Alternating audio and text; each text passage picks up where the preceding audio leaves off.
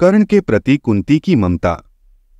श्रीकृष्ण के हस्तिनापुर से लौटते ही शांति की जो थोड़ी बहुत आशा थी वह भी समाप्त हो गई। युद्ध की आशंका से कुंती का मन भयभीत हो उठा, क्योंकि वे जानती थीं कि इस युद्ध का परिणाम कुरुवंश का विनाश ही होना था। तभी कुंती को कर्ण का ध्यान आया तो वह व्याकुल हो उठीं। वह जानती थीं कि दुर्योधन का पक्ष लेकर उसने पांडवों का वध करने की ठान रखी थी। वह मन ही मन सोचती कि कर्ण उसका ज्येष्ठ पुत्र है और वही अपने भाइयों के प्राणों का प्यासा है। यह सब उसी के पापों का फल है। क्यों न उसके पास जाकर वास्तविकता बता दूं। कृष्ण ने इसी की ओर तो संकेत किया है, क्योंकि वह सत्य को जानता है। यही सोचती हुई कुंती गंगा किनारे पहुंची।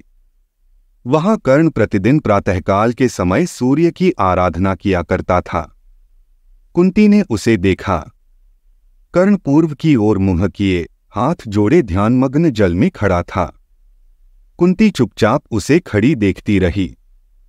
प्रातः से मध्याह्न होने तक कर्ण उसी तरह खड़ा रहकर जप करता रहा। सूर्य की प्रखर रश्मियां उसके तेजस्वी चेहरे पर पड़ती रहीं। मध्याह्न के उपरांत कर्ण का जाप पूरा हुआ तो वह गंगा से बाहर आया। उसने बड़े आश्चर्य से राजकुल की माता कुंती को तपती दोपहरी में खड़े देखा। राधा और सारथी अधिरथ का पुत्र कर्ण आपको प्रणाम करता है। आज्ञा कीजिए, मैं आपकी क्या सेवा करूं? कर्ण ने विनम्रता के साथ कहा। कर्ण, तुम सूत पुत्र नहीं हो। राधा तुम्हारी माता नहीं है और अधिरथ भी तुम्हारे पिता नहीं हैं। राजकुमारी पृथा की कोख से सूर्य के अंश से तुम्हारा जन्म हुआ है। तुम्हारा कल्याण हो। कुंती ने कर्ण को आशीष दिया और बोली, पुत्र, ये कवच और कुंडल तुम्हें जन्म से प्राप्त हुए हैं। तुम सूर्यपुत्र हो। मुझे दुख है कि तुम अपने भाइयों को पहचान नहीं पाए। दुर्योधन के पक्ष में होकर तुम अपने ही भाइयों से शत्रुता कर रहे हो। माते, आपने मेरे जन्म के रहस्य को मेरे सम्मुख खोलकर मुझ पर बड़ा भारी उपकार किया है। कर्ण हाथ जोड़कर बोला, परंतु आपकी यह बात कि मैं अपने भाइयों से शत्रुता कर रहा हूं, धर्म विरुद्ध है।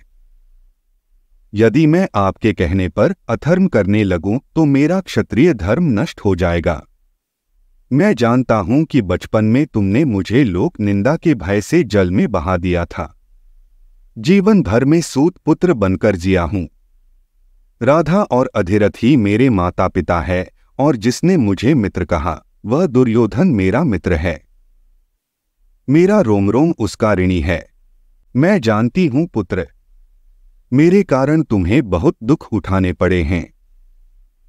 घोर अपमान सहना पड़ा है। फिर भी मैं चाहती हूं कि तुम अपने भाइयों के पक्ष में रहकर युद्ध करो। तुम युधिष्ठिर से बड़े हो। वीरता से लड़कर जो राज्य प्राप्त होगा तुम ही उसके राजा होंगे। सारी प्रजा और तुम्हारे भाई तुम्हारे सामने शीश झुकाएंगे, तुम्हारी आज्ञा मानेंगे। नहीं माते, मित्रता के सामने राज्य प्रलोभन मेरे लिए अर्थहीन है। कर्ण ने विचलित होकर कहा, माता के नाते मेरे प्रति जो तुम्हारा कर्तव्य था उसे तुमने उस समय पूरा नहीं किया और अब अपने पुत्रों की भलाई के लिए तुम मुझे दुर्योधन का साथ छोड़ने के लिए कह रही हो। मैं ऐसी कायरता नहीं कर सकता। मैंने जिसका नमक खाया है, जिसने मुझे धन संपत्ति और राजकीय मान दिया है, उन धृतराष्ट्र के पुत्रों का संकट के समय में साथ छोड़ दूं? नहीं, मैं ऐसा कदापि नहीं कर सकता। पुत्र, जल्दी में कोई निर्णय मत करो। कुंती ने कर्ण को समझाने का प्रयत्न किया। जब कर्तव्य का पालन करने में असमंजसता दिखलाई पड़े तब माता पिता की आज्ञा मानकर उन्हें संतुष्ट करना शास्त्र सम्मत है। नहीं माते, मैं उन शास्त्रों में विश्वास नहीं करता जिनके द्वारा मित्रद्रोह की शिक्षा मिलती हो। दुर्योधन के लिए मैं अपने प्राणों तक को उत्सर्ग कर सकता हूँ। कर्ण ने आगे कहा, मैंने युद्ध में पांडवों से युद्ध करने का निश्चय किया है, परंतु मैं आपको एक बात के लिए वचन दे सकता हूँ कि युद्ध में अर्जुन के अतिरिक्त किसी अन्य पांडव पर घातक प्रहार नहीं करूँगा। इस युद्ध में या तो मैं अपने प्राण न्योछावर करूंगा या फिर अर्जुन को करने होंगे। दोनों में से एक अवश्य मरेगा। इस प्रकार माते, तुम्हें जरा भी चिंतित होने की जरूरत नहीं है। तुम्हारे 5 पुत्र हर हालत में जीवित रहेंगे। कर्ण की बातें सुनकर कुंती ने एक दीर्घ श्वास छोड़ी और आगे बढ़कर कर्ण को हृदय से लगा लिया। उसने कर्ण का मस्तक चूमकर उसे आशीर्वाद दिया, सदा सुखी रहो पुत्र। कर्ण ने कुंती के चरण स्पर्श किए और चला गया। कुंती ने उसे जाते हुए देखा और बोली, विधि की बात को कोई नहीं टाल सकता। तुम्हारा कल्याण हो पुत्र। कुंती भी अपने महल को चली गई। धन्यवाद। आप देख रहे थे गॉड ब्लेस टीवी हिंदी। हमारे साथ जुड़ने के लिए सब्सक्राइब अवश्य करें।